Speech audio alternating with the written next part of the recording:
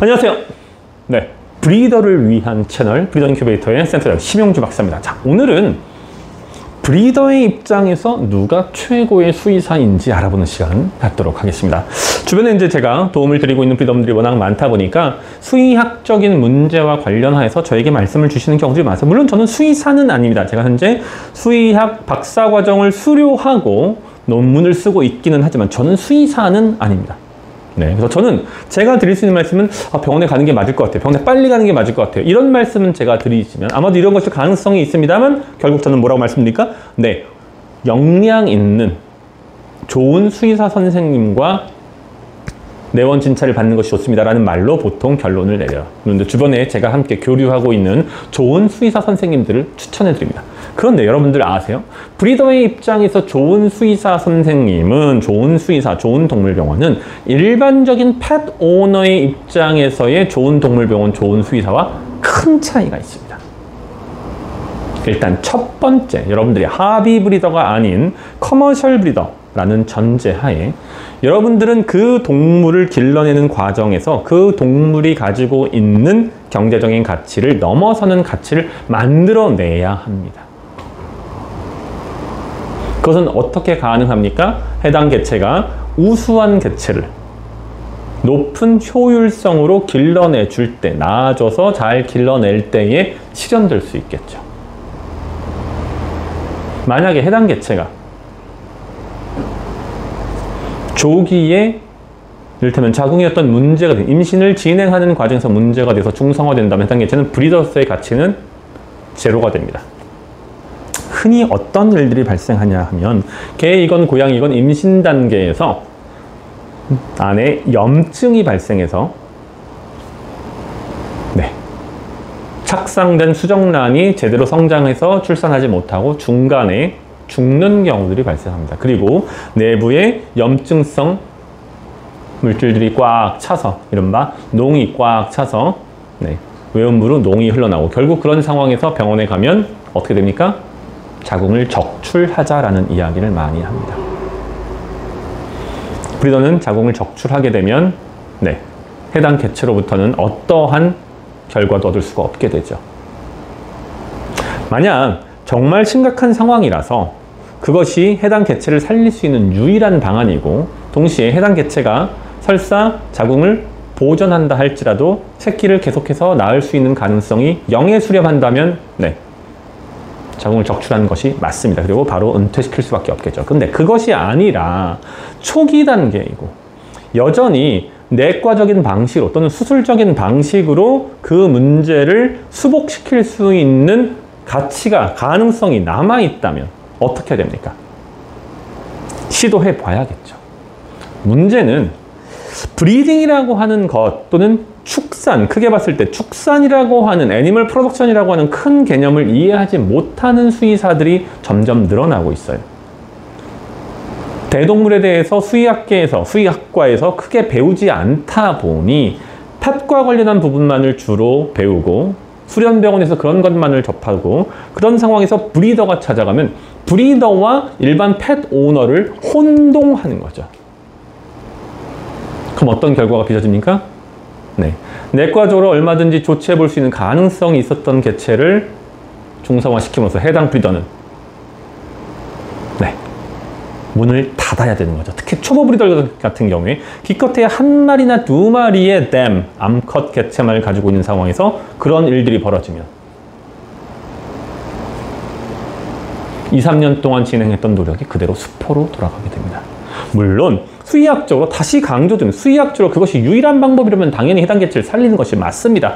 자궁을 적출하는 것이 맞아요. 하지만 그렇지 않음에도 불구하고 무언가 노려볼 수 있는 수의학적 가능성이 있음에도 불구하고 그것을 원천 차단해버리면, 더 나아가서 지금은 이제 다소 극단적인 말씀들을 드리고 있습니다만은 5마리, 6마리 정도를 기른다고 했을 때, 이때에는 우리가 수의학적으로 봤을 때 이른바 군 관리라고 하는 개념이 됩니다. 축군이라고 하죠. 애니멀 그룹, 여러 개체를 통합적으로 봐야 돼요. 중요한 것이 항상 검역과 방역이 중요하고요.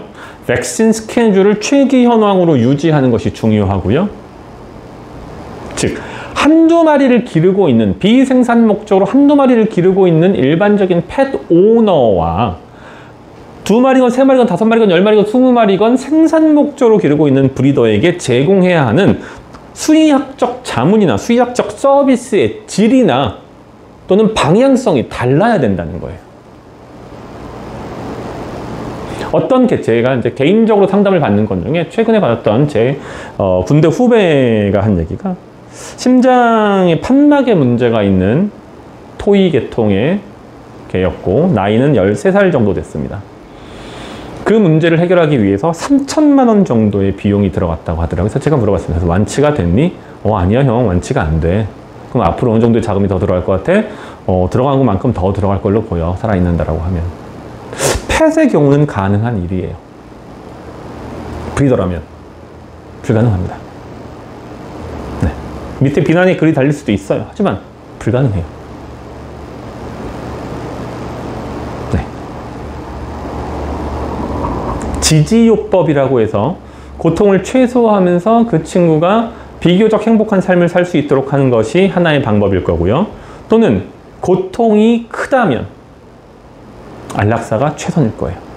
만약에 감염성 질병이라면 적극적으로 빨리 안락사를 해야 돼요. 그렇지 않으면 나머지 개체군 전체에 부정적인 영향을 미치니까요. 이러한 것에 대한 조언을 하고 판단을 내리는 데 도움을 주는 사람이 누구예요? 그다음에 그것을 실행하는 사람이 수의사, 동물병원이에요.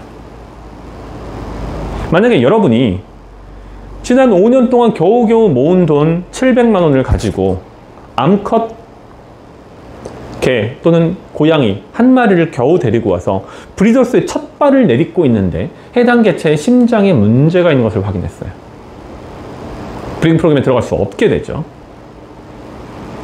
근데 거기에 3천만 원을 들여서 수술을 하거나 어떤 조치를 취해야 된다라고 하면 가능한 일입니까? 다른 이야기를, 밑에 다른 얘기가 달릴 수 있어요. 아니 무슨 뭐, 여러분이 호르몬을 못 드시고 계신데 여러분들의 연간 급여는 최저임금이에요. 집에는 빚이 이미 2억이 있는 상황이고 여러분들은 더 이상 돈을 어디서 가져올 수 있는 방법이 없어요. 어머니가 최근에 보험으로 커버되지 않는 어떤 질병이 발생한 것을 확인했고 그 질병을 치료가 아니다. 개선시키기 위해서는 돈 3천만 원이 더 필요해요. 그 돈을 구할 방법은 없어요. 여러분들은 뭘 할 수 있으십니까? 없어요. 사람의 경우도 없어요. 동물의 경우도 마찬가지고요. 사람들이 보통 동물과 사람을 자꾸 혼동하고 같다라고 보는 이른바 인간화 경향을 보이는데 브리더분들은 최소한 그렇지 않으셔야 되고요. 그 과정에서 매우 중요한 것이 뭐다?